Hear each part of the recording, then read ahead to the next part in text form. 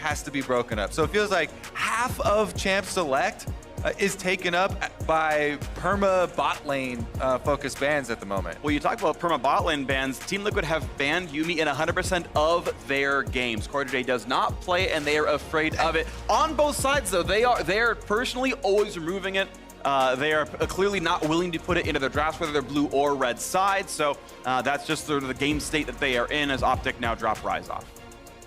Yeah, I am always reluctant to make the jump. Yes, they don't want to. They can't. Yeah, exactly. Yeah, they do ban it on first side, and they don't want to first pick it.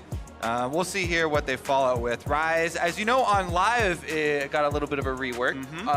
One of his many, but currently still on 9/11. Yep. Also extremely powerful. Right up there with the Sylas and the Aatrox, and Aatrox soon to follow. So I'm guessing Sylas does get taken off, and they don't want to let it through as the possible trade-off for first pick for OpTic. So I think that will be Team Liquid's ban. So I wonder what OpTics will be going into it. Maybe the Irelia? There's the Sona. Okay, there's the Sona off the dock. Yeah, OpTic actually 3-1 on red side. In every one of those games, they're banning Sylas, and then blue, they're hoping to first pick it, I think. And we'll see what Team Liquid wants to leave up into this one. And we will wait to see. And it is going to be that Sylas. Yeah, that is the only champion at 100% presence across the summer split so far in the top 5 regions. I love that Dhokla shouts out Alarim with the quick Wukong hover. We'll see what he actually wants to go for, though. Yeah, I mean, there's a lot of the Kali and the Irelia are ones that people immediately jump to. However, are OpTic going to stick with their tank top strategy, right? And the more simplistic setup to the team fight? I think something that has been a big benefit of that style has been Arrow. Arrow from the bottom lane has been doing so much damage consistently in the team fights for the majority of their wins, at least. Yeah. You know, it has a lot of Sivir games, which is extremely strong right now and benefits greatly from having, you know, not only the jungle take in the Sejuani, but also something else for them to have on the front lines. We'll see if they follow this one up. Sejuani also works super well with Akali and Irelia. You know, if you get those melee assassins to stack up the stun. So those are also possibilities here. A very strong dual in comes through for Team Liquid. Xayah plus Rakan, a very, very great bottom lane as the Sona and Lux bans were aimed at them, but not those. So CoreJJ on his actually signature pick, he's got his own skin. And yeah, DoubleLift going to be very good on Xayah here as well. His most played champion by far. Sivir is left up. That's an expected pickup here for Arrow. We'll see if that comes through. Not only does he have the skin, but he has the signature on the loading screen for the champion as well. Literally signatures. Let's see. It's interesting because there are other pairings if they had wanted to go with the Caitlyn again and go, you know, Morgana or something like that. Try and siege and push, you know, chain bindings into traps as well as, you know, rotate that powerhouse around for the outer turrets. But they're going once again for the Xayah Rakan. Already, CoreJJ has, I believe, 3 Rakan games to his name. The first one was a little bit rocky, but followed it up with 2 very good ones. Yeah. The split second initiations. I think Nautilus is pretty much the go-to answer to Rakan right now. It's just more tanky in lane. Has an easy time of trying to stop Rakan with the passive auto attacks. Plenty of CC in the kit to try and deal with that. And there's the Irelia that we also talked about already, setting up. It's one of my favorite pairings with Sejuani. It's absolutely insane in 2v2s. Irelia can start things out.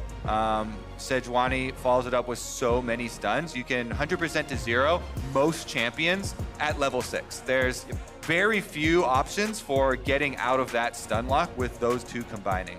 Yeah, there's 3 total stuns across those champions, and that gets pretty difficult to deal with. Trundle. Knockup. Yeah, also the knockup. So lots to do. Very difficult stuff. Trundle getting locked in here, which I think is actually very apt. Not only the champion getting a bit more popular overall, but he's against 2 Aftershock users here in the Nautilus and the Sejuani. Very easy ult targets to become invincible and absolutely evaporate those tanks once that keystone falls off. And it's not just the plug-and-play counters to Sejuani. Xmithie has played this champion for years. I think he is the best Trundle that we have in the LCS. He always will hold the pillar until the right opportunity. Oftentimes, you can gank on Trundle by just running at someone on frozen ground, getting the flash, and then pillaring where they flash to try and get the follow-up there. Definitely one of the strategies he's gone for. Mid lane bans getting focused pretty quick here, though, with the LeBlanc once again taken off. And interesting to look at this draft right now because OpTic Gaming are very physical heavy. We could see Irelia go top or mid. That's still kind of open-ended, so maybe it's a mage for Crown, but maybe it's a mage for Dhokla. And Team Liquid say, okay, you know what? Maybe AP Nico is what they would use to round out this composition. Maybe this can help force the Irelia top lane to make Crown play a mage. I'm a fan of the Nico bans because it always tricks me with the minimap icon changing to somebody else. So I won't have to worry about that this time around. Akali's going to be the follow-up here for OpTic, though. Not going to let Jensen be one of on those assassins. Malzahar Hubber. Yep. Back to Malzahar, courtesy of Caps. Wow. Not going to be the case. Now, Gangplank, I think, was one of Impact's better champions when you look back at the Mid-Season Invitational, though it was a champion we saw get broken down yesterday in OpTic's hands. But either way, that will be the half-blind pick right there. As we know, Irelia can go to either lane, but that's almost certainly going to be Impact's, and we will get counter-pick for Jensen at the end of it all. Now, looking at this draft, OpTic must lock in their other half of their bottom lane and their last solo. And Ezreal, it's going to be a you don't need to help me too much champion, but I don't think Ezreal Nautilus can punish. I guess they can survive, but I feel like they're going to be under turret here against DoubleLift and CoreJJ.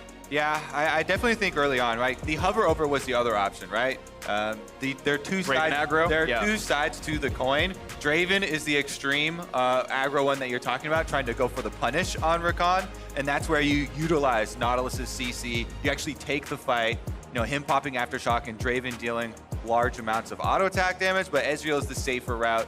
It looks like OpTic opting for safety, and I think that's appropriate given that they have this Irelia Sejuani combination. I always want to see Irelia and Sejuani used early on in the game, so that means your jungle pressure is not always going to be around bottom. You might need a little bit of inherent safety in the lane. Sure, but we'll see if OpTic can actually do that. They've been kind of known for giving Dhokla matchups that beg for ganks to win, and the ganks don't come. So I do want to see OpTic actually spend their time up there with Dhokla, turn around the matchup of Irelia versus Gangplank. Impact had the read that Irelia was probably top lane, picked Gangplank into melee champion, tends to be a pretty good matchup overall, and it's one that is, again, very volatile to ganks. Yeah, and Impact, he's one of his best champions at absorbing pressure is Gangplank. He survives so many dives, so many 2v1s, even 3v1s at times. So it's kind of a test of both players' strengths here. We'll see, will the call from OpTic actually go up to try those dives on Impact? Many have tried, and most have failed. Most have failed. In trying to dive Impact and the Gangplank, and then Gangplank just has, you know, global ultimate, farms up with the extra money, and becomes a later game powerhouse with the barrel chains. Now, one thing I am interested in seeing play out as well is how OpTic plays around mid lane with Crown on Azir. He has been their best player by far. They have played around him a lot, and his split pushing has been a lot of the reason they have won their games earlier. Azir, though, not typically a split pusher. Yeah, he's a little bit safe. Yeah, he can hit turrets, but it's not the same as Twisted Fate or an Akali or something like this, where you really make some headway in those side lanes. So if they can play a team fight mid and actually get the team fights to happen, then great, but I want to see them be able to actually pilot that. Yeah, Azir very much that scaling team fight AP champion from the back. Does provide huge threats. We'll see if it's gonna come to fruition here, and if OpTic can get back on track. Currently standing at 4-1, tied in that four-way tie for first. At the top of the LCS. If they win this, they can reclaim the throne all by themselves. OpTic had an undefeated start to the LCS. And they thought maybe the strongest team in the LCS right now in Cloud9 yesterday. Now they face the 3-time consecutive champions in Team Liquid. The hard part of the schedule is ahead of them. And this is where you really start to see, are OpTic actually good, or was it just strength of schedule? I think the quality of the games has been decent. I think they can win this one. On the other side, Team Liquid feel like they have shaped up as well. Their game yesterday was really convincing to me. And taking down OpTic means they inch closer and closer to that first place spot. And it seems like the strengths in the early game for Team Liquid are located on the bottom half of the map.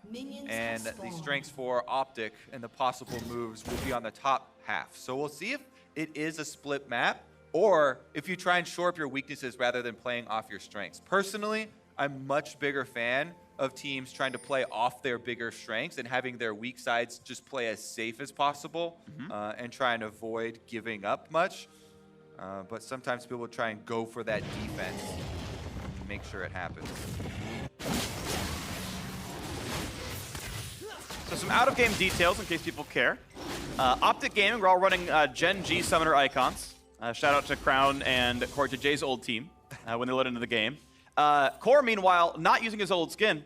This is the Invictus Gaming Rakan. So, you know, one of these teams has fond memories of their old squad. I mean, that's like just upgrading to the new phone. You don't want the old model, right? But I feel like it's like switching from Apple to Android, you know? Like you're going all the way across the aisle. I'm going to go with Invictus Gaming as the Android version, so. You know what? I don't know what that means, but sure, I'm on your side with this one, Kobe. As Jensen hits level 2, and do want to point out, he grabbed Orianna, which is, I think, actually, without looking, probably his most played champion in pro play all time. It actually is the best guess for most mid laners that have played since Season 3. So if you played that long, Orianna has been one of the mid lane champions that has most often been in the meta. While not warping, she doesn't get a lot of bans usually. Hasn't always been, you know, OP, but has always been viable. So I agree with your guess. But yeah, he chose Orianna as the sort of counterpick, you could say, to Azir, and it's definitely a good team fighter as well. Has very good setup for a Xayah and a Gangplank to just rip through the rest of the squad. As Crown is going to put that first aggressive ward down, and actually Xmithie is going to miss that first trinket pull. Looks like he doesn't get any wards out of that one, has to walk out, pushed away with meteos, but just fine to make that escape. As the junglers on both sides are distracted now and engaged in the bottom lane. Decent damage towards DoubleLift. The knockup not going to be finding much of anything. I think that was actually big landing a Q to interrupt CoreJJ's W. Yeah, nice little shot there from Big. You can see the effectiveness of that aftershock too, taking effect. Meanwhile, lands another one. Good damage on a core. Of course, Big has learned the shield to keep him tankier in those all-ins. Not the slow just yet. He'll get that at level 3. And has put quite a lot of damage down as he now chugs through his potions. Yeah, Arrow got a Fortitude potion there. You can see by the red glow. So with a little bit of extra damage, they do dish out the punishment in lane phase. Meanwhile, we had such an interesting little journey through the jungle here. Xmithie was trying to camp that Scuttle Crab. Since impact on the Gangplank was able to push up, he comes down, allows Xmithie not only to get the Scuttle, but also invade for the Gromp and deny Meteos any more sources of experience. This time Xmithie is hatching a ward that Dhokla put down. That could be... Oh, they're going for it. 2v1. Ooh, trying to bait it a little bit. Not coming forward. Not looking for the stun just yet. Xmithie with the pillar available is going to be able to stop that one. Nice triple barrel chain. In fact, get some damage across. Yeah, you have to be careful about even a couple seconds of 2v1 opportunity, even if your teammate is close by, can really mean the difference in those duels on the top side.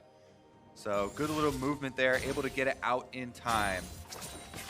We don't quite see any blood drawn yet. Taking stock of the rest of the lanes, we can see Big walking around, getting some water control. CoreJJ doing similar stuff and heading back to their own lanes. Bot lane pretty close in farm, but he leads the DoubleLift. Jensen has been shoving in mid, but that farm's pretty close to equal. Top lane is very much impact advantaged and up more CS than the wave has, I do believe. But now Meteos coming into the bottom side. Could be big damage towards Double Force to flash away, but now that was pretty well played overall. CoreJJ tanks a little bit, walks right back out. Good escape. One summoner down though. Yeah, CoreJJ knows he's going to have the extra dash to be able to get out to DoubleLift after he flashes away. They block a lot of the damage. Meteos will get bottom side Scuttle Crab though. He was already going to path down this way. Not a lot, you know, of time wasted for him in going for that gank. And it was very effective getting the flash off of DoubleLift, even though it costs Big the flash to start it all off.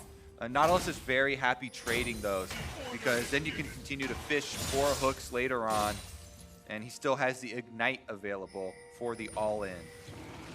Quick ward for Xmithie to help make sure you can track if the Drake goes down at some point in the early game. Now that 5 minutes is crossed, early Infernal Drakes, certainly something that teams often look for.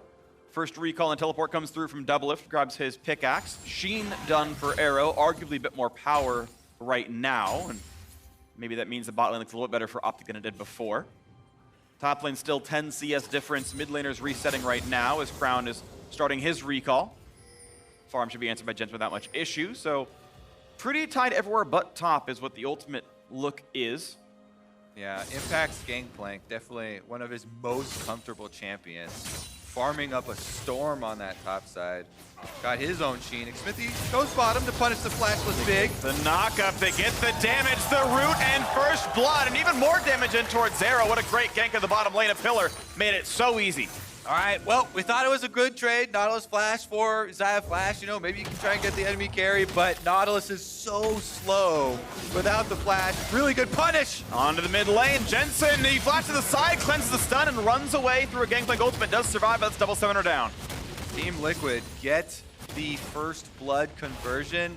Jensen avoiding death in the mid lane at the cost of both summoners. Maybe that is going to be an area for meteos to attack, but immediately CoreJJ and Xmithie come up to provide some extra vision. They know that this Orianna without the flash is going to be the main target. Here's another look at the setup. CoreJJ and DoubleLift communicate so well with Xmithie. They preemptively put a control ward in the side lane brush. They say, hey, he burned his flash in order to make the play on bottom side. Come right what has been wronged down at the bottom half of the map. And immediately they come down. They get the clean first blood for themselves. They punish the Nautilus flash. And they get the money onto Xmithie. Trundle going to be fairly tanky very early on. And they made it look so easy, but it was well coordinated. Just walk up, press your buttons, and there was not a way out. Fig was checkmated. And it means it's a gold lead for Team Liquid, but only 200 up. A lot of this money has been answered across the map with things like farm and everything else. It's funny because Trundle is actually one of the most effective champions at ganking Nautilus specifically. The pillar, right, created in front of Nautilus means he can't hook away. Meteos, though, gonna get bit. A little bit of a pillar right there. It doesn't interrupt the queue mid-flight, though, so Meteos gets full distance and walks out without losing anything too important. Back to the lanes we go. And again, they know Orianna is going to be a target, so Xmithie comes right back down. Path is out of the fountain to hang around mid lane and make sure, never mind. A shuffle comes in, Shockwave buys some space. Remember, Jensen has no summoners, and true shot barrage! Arrow lands the bullseye. He gets a free blue buff for his troubles. What a snipe from the bottom lane there. Arrow fires it right up the lane, is able to get Jensen off of the big play from Crown. And that is a conversion on the flashless Orianna that we did not expect. A little bit more creative here with Arrow actually getting the money. That is huge for Ezreal. Not only did he get the early sheen, but this is going to fund the rest of the tier build. Let's take a look at right how about here. Yeah, he's looking for the opportunity. He knows there's no flash. Just such a beautiful, smooth Azir sec right there. There's barrage right then. That was when it was cast. He's like, he's got to be running down here. Pop it. Good aim. Meanwhile, on the top side, Impact, left on his own island, is very happy up on that island. Yeah, I mean, he's a pirate. He spends times on islands canonically, so, you know, this is completely normal for him. As Impact has his small CS lead. First items coming through, Corrupting Potion, some armor for Dhokla. Sheen done for Impact, dodging this stun. And Xmithie behind him in case there is some kind of aggressive play. Meteos has everything available. Dhokla timing his autos well against those barrels. Yeah, I haven't seen Dhokla play this lane very aggressively at all, so that, you know, pass at a brush gank there from Xmithie in lane, maybe more of a idea that it would be a counter gank, but I have to say Meteos is on the bottom half of the map, and I think they saw him on the river ward. So no action on the top side as Dhokla continues to play defensively on this Irelia, losing a little bit more CS. And we just have a reset. More poke coming through from Crown, who is running Comet here just to land. Anytime that Q gets a slow, it's guaranteed to get a little bit more damage across with some poke Jensen slowly over time. More trading in the top lane as Impact almost gets the auto attack. That would have been like a 200 damage auto there. Yeah, got the grasp ready, shove proc, popping barrels right now. He's working on the tower turret plates as well. Trying to push up a little bit. Crown once again threatening Jensen while he doesn't have the flash. Cleanses back up, but not going to help you much against the Azir. Going to save that one for the Sejuani pass. Meteos is now level 6, so we'll see where he looks to get that gank off. This is one of the biggest points for Sejuani.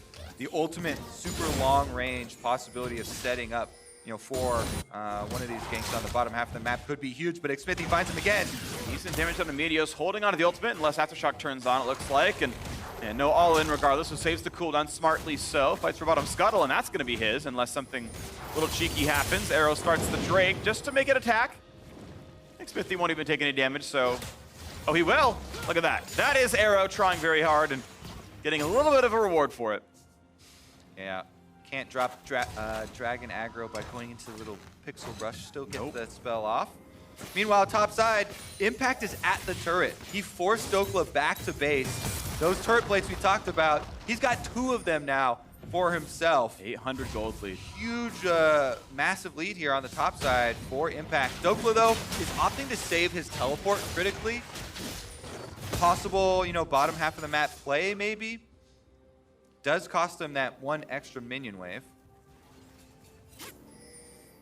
We sit at 800 gold separating the squads still. Xmithie gets a Scryer's boom to kill some wards. CoreJJ doing similar, and the resets come through. Essence Reaver is completed here for DoubleLift. Arrow now starting his tier. With a control ward in the pit, it means Team Liquid can go for a 12-minute Infernal Drake. Yeah, and they see Nautilus roaming through mid lane right now, so they know that he's on the way. OpTic have something to say about this. Azir gets here first. Nautilus is already here as well. This could be a little bit difficult for Team Liquid. He's just going to walk forward. It might be a smite fight. Misses the R, though.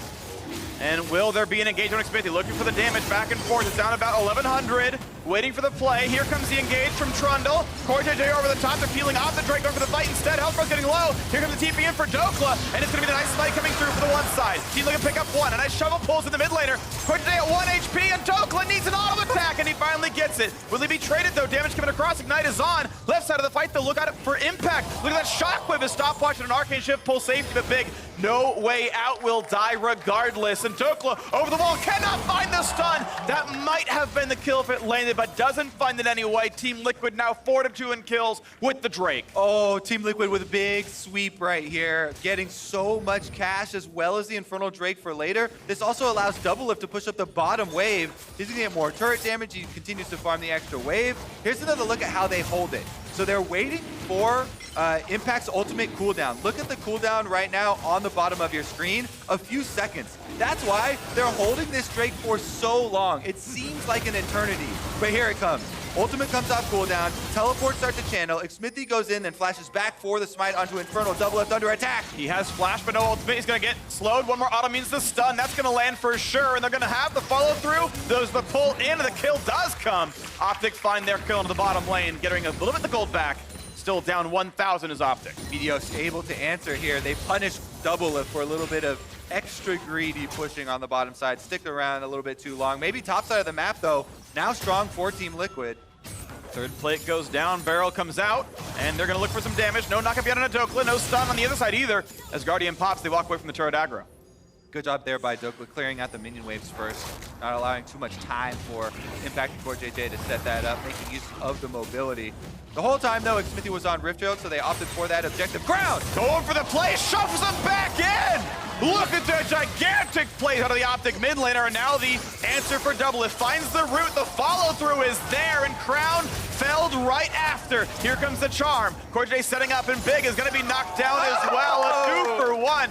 Honestly, Core deserves that kill for how hard he worked. What a nice turnaround by Liquid. Yeah, CoreJJ is there, and DoubleLift with the AD carry teleport in to secure the 2 kills counter there for Team Liquid. Rift Herald, which they had just taken on the top half of the map, now used to finish off that turret. They will also get the first turret bonus and be in mid. What a dive in the mid lane. Pillar helps as well. Core doesn't quite drop aggro. Slight mistake there, but I'll still take it. It's a single kill, and that's going to be turret falling. Arrow able to push into the bottom lane. There's actually a lot happening around the map. 5-7 in kills, 1-2 in turrets. It's still Team Liquid ahead as Impact Shepherd's in the Herald to the mid lane. You can see how much more TL has done in the early game.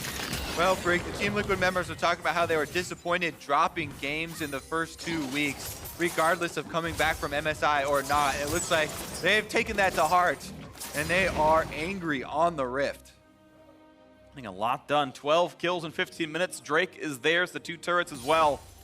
Tia looking solid here as we watch that mid lane dive again.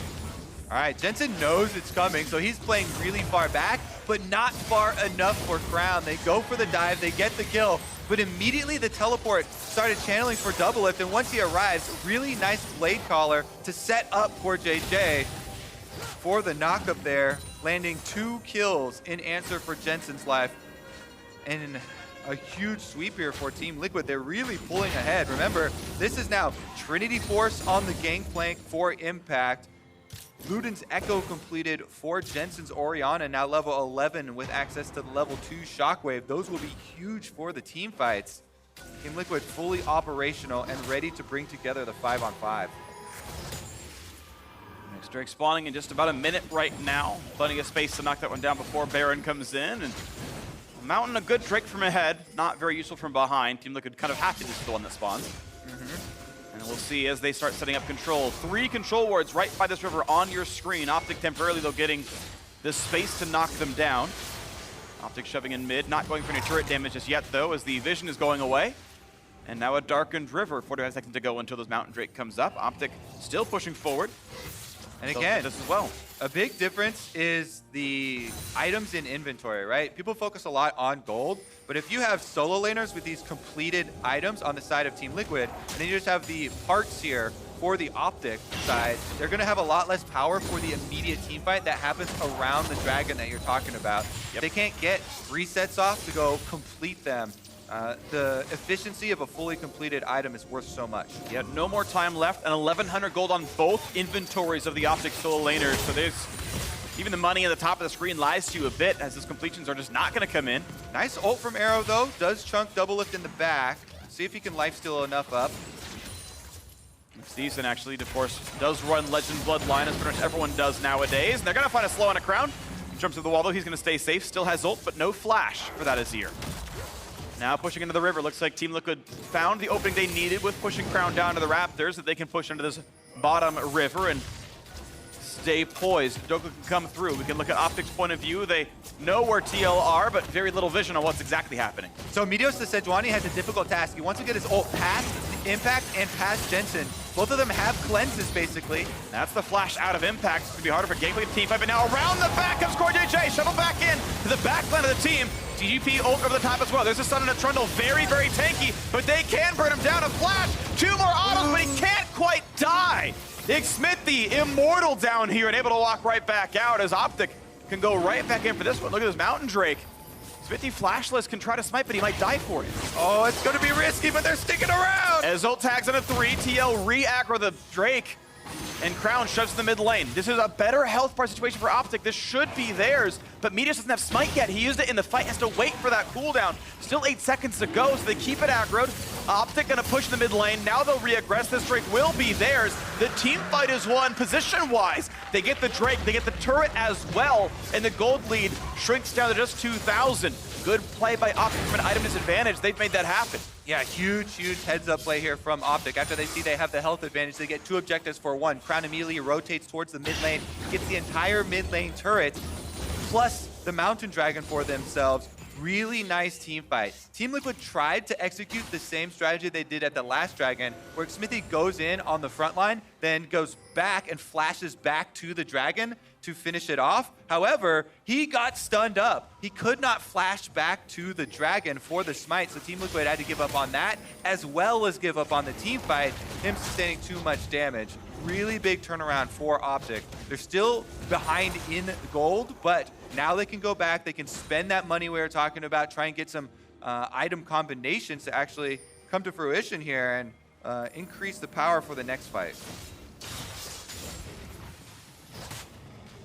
Well, now it's time for the top river, as Baron is spawning soon. We just saw the Scuttle Crab up there was taken by Xmithie already, so he's giving them vision for some time as the resets come through and we look for items to be completed. We're on 2,000 gold in Dhokla's inventory. He has yet to reset.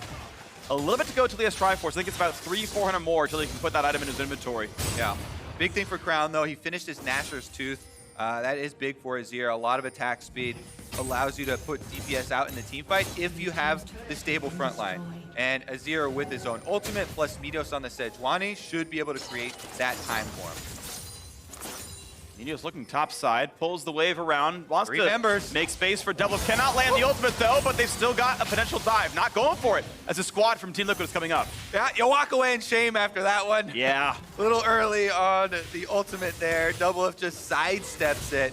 Calm and cool there. Whoa, the tower dive, the flash, and the slow might just be enough. No Impact's going to live. A 1v1 tower dive. Team Liquid coming out ahead. Item completion finally comes in for Dhokla, and now round 2 as Crown wants in and will avenge his teammate. Oh, Crown shuts down Impact just as he was styling on Dhokla. Gangplank tower diving the Irelia Phreak. What has become of this game? Impact is just destroying OpTic right now. Crown, though, is their hope. DoubleLift now finds Arrow, gonna chase him off, but Arrow, wise use of the Arcane Shift to get away from the possible Blade Caller there. Doesn't get rooted in place. I don't know though, it's gonna be difficult now for OpTic to deal with Impact Split Push.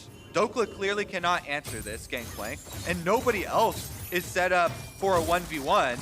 So that's our only option. You can see him 50% health. They both go for the barrel.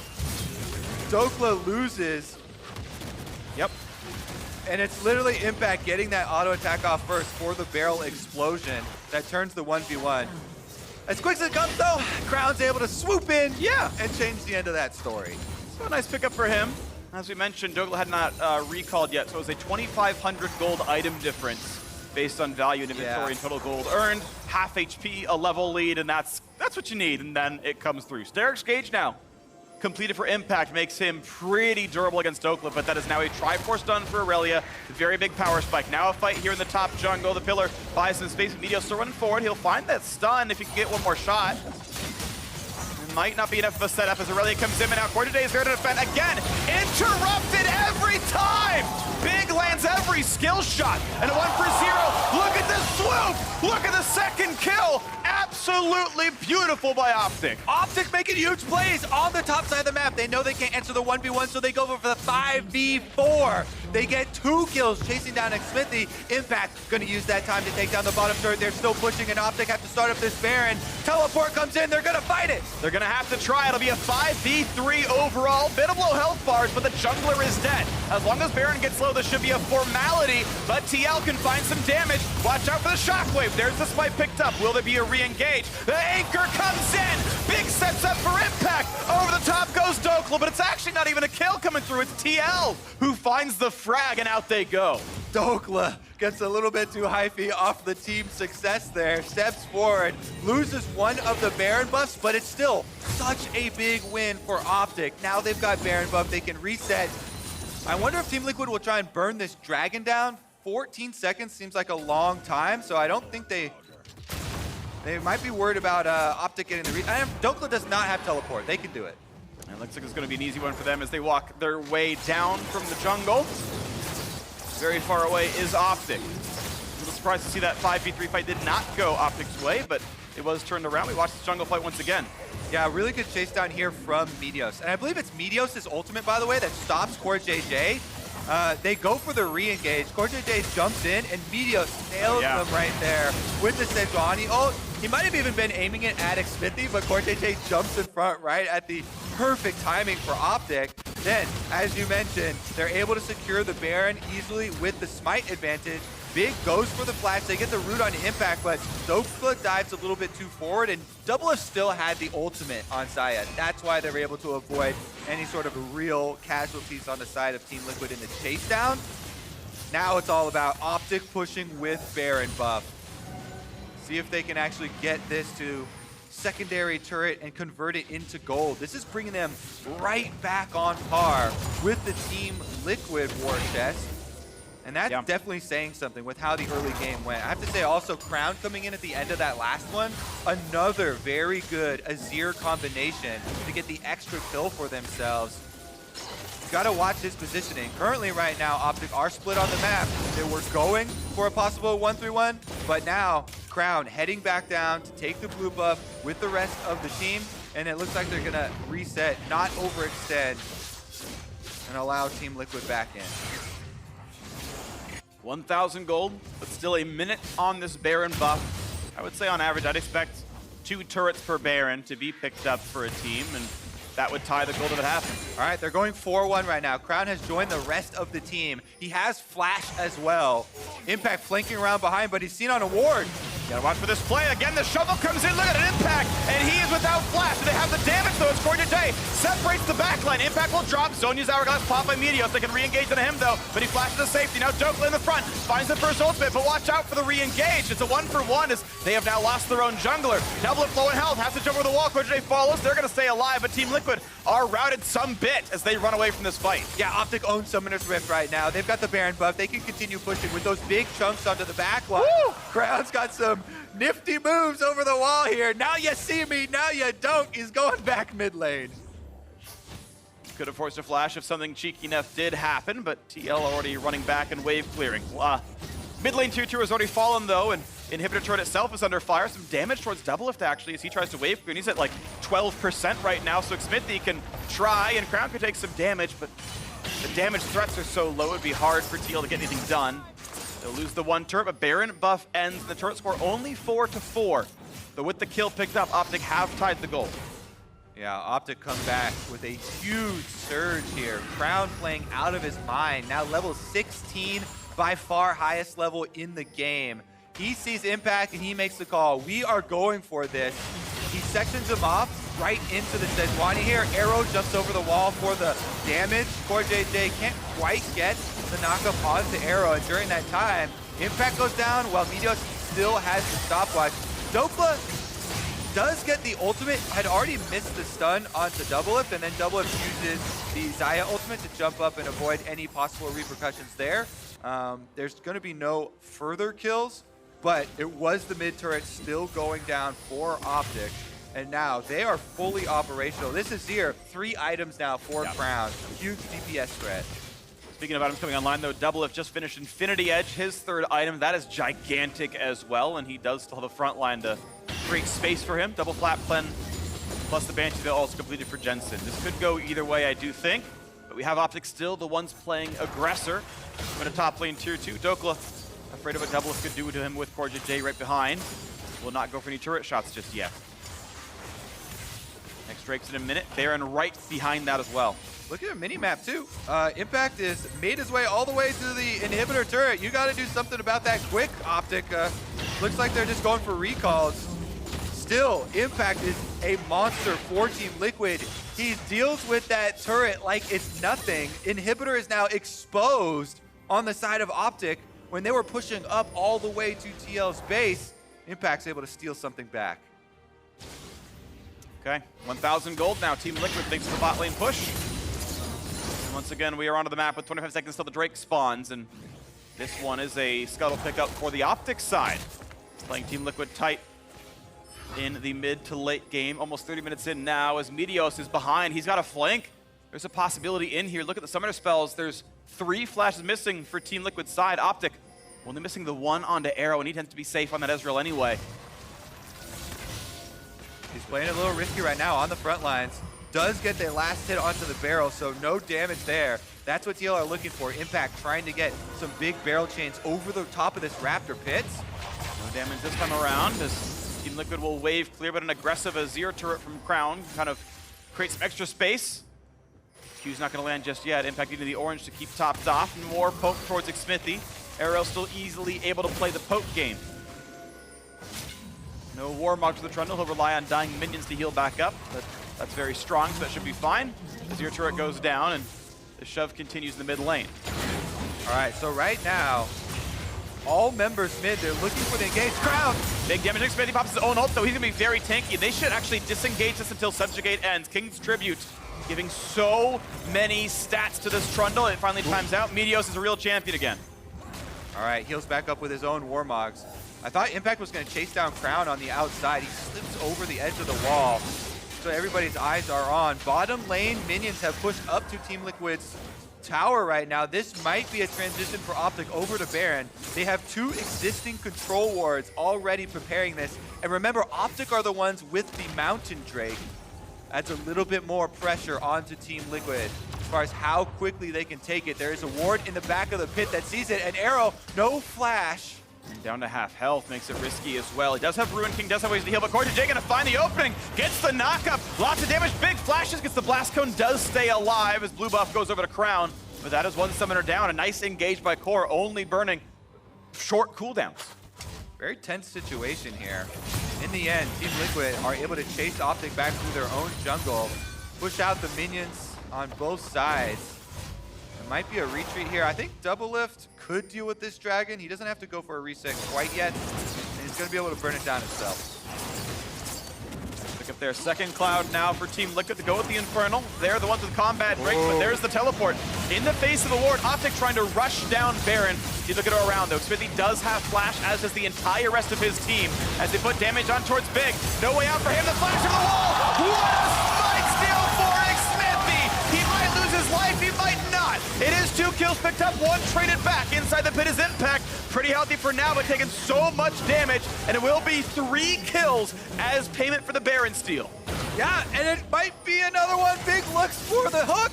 Not gonna find the hook. Does find a lot of damage there, as Jensen and DoubleLift, the 2 carries, are the ones left up for Team Liquid. So they can definitely still fight their way out of this. Crown, though, immediately heading bottom. See if Jensen finds it. Damage on a Jensen. It's a lot of damage on a Jensen. The Q forward. Oh, he flashes, but he's not in range anymore, and he can't get away. He's gonna fall. The 2v1 kill. Team Liquid knock down the opposing mid laner. Oh my goodness, they find the kill onto Crown all by himself, making the call to rotate bottom. Let's take another look at it. Xmithie does it again. First they turn onto Big. Xmithie has his eyes still on the Baron though. He flashes in just in time. They get the big burst of damage. Let's see exactly the mouse click here. He's gonna look at the Baron health.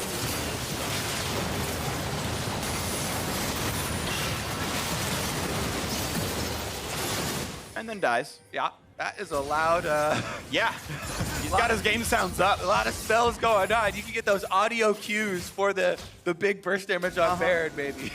Yeah, unfortunate Big did not get the ult down in time, as Xmithie was stunned after he flashed over the pit, so the disruption wasn't quite there, and that was the opening that Team Liquid used. They've picked up a couple of kills, and now several turrets gonna go their way. This could be easily taking an inhibitor, and maybe more, sitting at a 4,000 gold lead almost with their eyes on the prize. That prize is inside OpTic space. Team Liquid looking to go 2-2 this week. Start a winning streak for themselves. Splitting into the 4-1 right now. Impact should deal with the secondary turret on top side shortly. Only requires a couple more autos. And that is immediate gold here picked up for Team Liquid. 3.5K on the Baron power play already. There's sure going to be more to this one, as Impact is safely split pushing in the side lane. Look at the level lead, actually. 17, okay, now tied. Don't get back to the same level as him, but it's a fairly rich Gangplank. Unfortunately has Sterix and Hex Drinker. Dislike that one, but we'll move on. Yeah, they don't both, stack. For people that maybe new to the game, they're both classified as lifeline passives, so they can't both proc at the same time. It is still attack damage in MR. There's a case to be made for it being all right, but it's probably not this one. And now we're going to have the play towards this bot side. As this River is under attack, and Media's going to be charmed and knocked up, and Emperor's Divide does nothing to save him. DoubleLift finds his kill, dominating now, and the play is towards Crown. Flashless, but might have a way over the wall. Takes a crit, does stay alive, but still running away as Xmithie leads the charge in. Big tries to get out of the way. Arrow trying to run as well. Nice stun for Dhokla, buys some space, but there is more to be done. The root comes in for DoubleLift, chases him down with a QSS for movement speed, and knocks down the inhibitor turret as well. And with 2 kills, TL can push right in for the rest of the base. Yep, Nexus turrets don't stand a chance. Baron, Buff, and 5 members of Team Liquid are coming for that win. They're going for it right now, 5v3, and it's going to be a miracle for OpTic to stop them. 1 turret goes down, the second one, there's only a minion left up to keep the siege going, so they have to buy a little bit more space and wait for wave number 2. Meteos respawns in 3 seconds, then it's a 4v5. Health was getting a little bit low, huge damage on the Crown, does jump away, but TL could choose to still siege. They've run out of minions though, and have to sit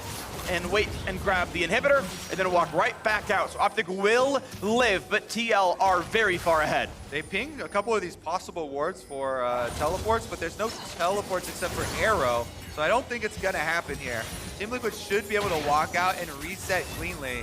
OpTic want to try and get something, but I think they're just gonna have to take those 2 inhibitor losses and farm out the minions, wait for a possible team fight victory, maybe set up some control wards in some of these brush in their own side of the map, but it's gonna be very difficult now to mount that counterattack.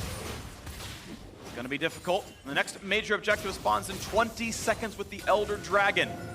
Got to expect Team Liquid's its bot side. I don't know if Impact knows he was seen, but able to walk away. Knows he has oranges, so there's no reason to commit Sejuani ultimate. That would be a bad cooldown trade. And let him walk out. All right, this might be their only play. OpTic know they don't have a lot of time with those inhibitors down. Dhokla takes massive damage at the very start of it all. Crown almost dead as well, and here comes CoreJJ over the back. It's It's a double kill for Double. The stun's gonna mean almost nothing. Big is gonna be run down. Arrow can find a bit of damage, but not enough to stop Team Liquid. One more hit will kill Big, and Arrow about to be slow chain. Not gonna find the stop on Xmithie. Instead, the pillar comes up, builds a lot of space. He's in the front. Shockwave pulls them back in. Arrow, he's gonna get barreled down, and it's gonna be meteos over the pit, but he is certainly not gonna do anything to stop this siege. Save the KDA! The KDA, he will try his best to save it regardless. It is Team Liquid pushing in for the win. They will not be stopped. They've got the minions and a 4-2 record, a 2-0 week. Team Liquid will knock down OpTic. Well, let's see if they also knock down meteos. He's still on the run. He's gonna flash. He's gonna save the KDA. The Nexus falls. Team Liquid win.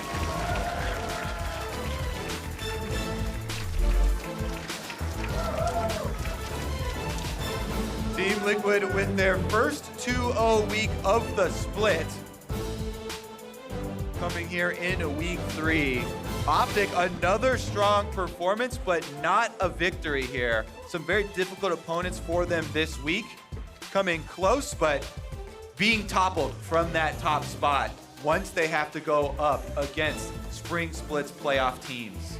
That's true. They did manage to beat FlyQuest a little bit ago, but it was Cloud9 and Team Liquid, the OpTic opponents this week, both of whom were the better teams.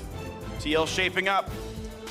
First 2 weeks a bit rocky. This time, at least they took care of the win. I still want to figure out exactly what level of team OpTic is. I wouldn't ever consider losing to Cloud9 and Team Liquid signs that you're a bad team, but there's just more games to play, really. It comes down to, how good can you feel about an OpTic win? If you think they're still the Spring Split 7th place OpTic, you're like, we played them close, it's not exciting. But if they are a good team, okay, C9 and TL are better, but they can beat the rest of the squads, then you're happy about beating OpTic. They are a good team. They are a good team. Yeah. They're definitely a playoff team this time around.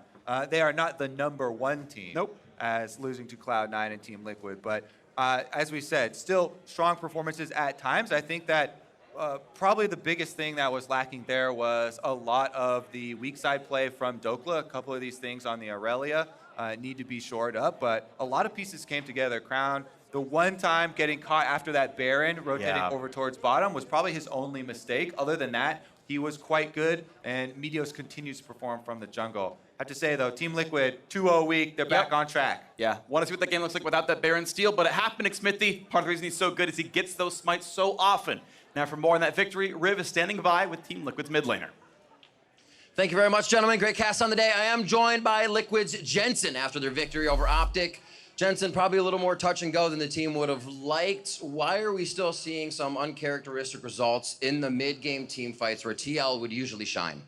I don't know. It seems like we're just making a lot of mistakes. We're getting picked off a lot, and it usually just ends up in them getting Baron randomly. Like it happened yesterday and today, where we just gave a Baron for free just because we got caught. And then, I don't know, it seems like we're just still not fully there where we should be, and we still have some work to do, but I think we're getting there. So we got a 2-0 week, so it was all right.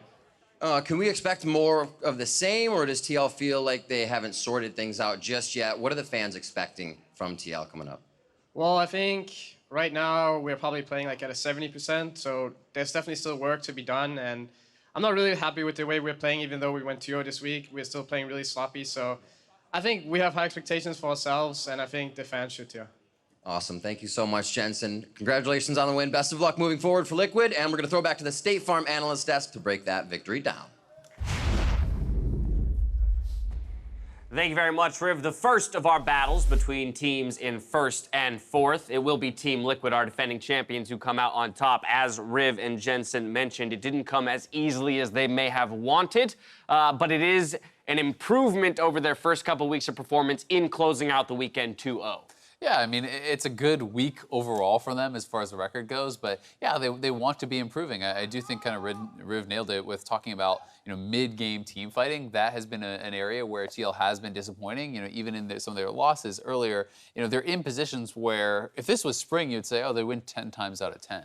Yeah, I think that's why a couple of these drafts I kind of like in the Team Liquid. You saw that kind of pioneered with CLG when they were taking this hyper-scaling Mage and Victor. Similar thing here, it feels like, for OpTic, where they have the Azir, but the problem was they paired it with Irelia, Sejuani in the top lane that didn't get any help, where it's like that's where all the early plays should be going to, but they all went mid, and even though they sort of worked, eventually TL caught on and started punishing them. Right, we had been raising questions about what happens when Poppy gets removed from the table. Well, this time around, Poppy wasn't even banned out for OpTic, but they still reached for that Irelia, and you can see there, statistically, it was an unsupported Irelia in the lane phase. I mean, this has always been my concern with OpTic, and it's kind of disappointing to feel like over these last 2 games they're going back to it. I think it makes more sense with the GP yesterday to leave that on an island, but this is something they did a lot in spring where they'd go with the Yorick or the Jace or something that demands attention and wants to be playing aggressively. You know, as Irelia into GP, if you're just trying to farm, GP just queues you on cooldown and eventually gets an edge, you get pushed out of lane. You need to play aggressively and to be diving in looking for all-ins to be able to win that matchup, and generally, unless, you know, you're going to have your jungler there, it's very risky to do. And it's one of those things where great players will say like, okay, well, I can't just sit there and get Q poked by a GP, so even without my jungler, I need to take the risk. The Shy will probably fight there. Wunder will probably fight there. Dhokla doesn't and gets pushed out of laning phase, and this is where it's like, they didn't even have to ban the Poppy because they just say, we'll take GP. If you pick Poppy, great. I'm GP into Poppy. Feels fantastic. Right. You pick Irelia, you're not going to punish me because your team's not going to play safe. So they're starting to get into these kind of draft conundrums where it's like, how do you fix what's going on top lane? Or do you just sack it and say, take the Poppy and the GP and I'll be a team fighter for the Azir? Got called a little bit there. But as well, we've had questions for OpTic this split in terms of how good are they actually, right? They were sitting undefeated at 4-0, but relatively untested, and now they dropped to 4-2, so coming back down to earth a little bit. But I do want to identify some areas of improvement for them and their ability to challenge some of these top teams, even if they're not taking the wins just yet. Yeah, I mean, as far as how good are they, I would say pretty damn good. I think that they are looking like a playoff team. I think that they were really tiny differences away from actually winning this game in TL, and we'll get into some of that in the replay. We will. First, let's take a look at how they get some of those advantages in the mid game against a TL that still is slipping up occasionally. Yeah, they have the Irelia grouped up, which is something that they do quite well, and so they know the GP's down in the bot lane. Even if he wants to start TPing to join in, the GP will take 4 seconds to get there. GP as a flank is not that great. They have a lot of pink wards as well, so that their backside should be relatively covered if it does start coming in. So as soon as they hit Rakan with that ultimate from Meteos, they say, let's just keep going, and they find TL out of position. And this is something that has happened time and time again now against TL, where they throw mid-game leads, which we're not used to seeing. Yeah, and I mean, even if there was some ward that snuck in behind them, GP on a TP flank is very, very dangerous for the GP oftentimes. It's pretty risky to come in from behind like that on kind of solo missions. So, you know, it was a great pick by OpTic, and this is one thing that I think, you know, is nice to see, is that they are drafting multiple forms of hard engage. They are finding ways to make things happen even from a deficit against the back-to-back-to-back champions. Right, from behind, that was the play that netted them a Baron and some amount of control within the game, but it would take another Baron attempt if they wanted to close it out. This time around, though, Xmithie coming in big with the steal. The critical thing here, they actually had 3 pinks in their inventory and a sweeper up, and this ward was never taken out. Yes, that is great from Xmithie. It was a well-timed steal. That is impressive, but he should not have had vision on the Baron. Instead, he had perfect information. They had the tools in inventory to deny the vision on that, and I think they kind of baited themselves because they actually TP'd into that Baron pit using a pink that was just outside of the pit, so it was not actually properly placed.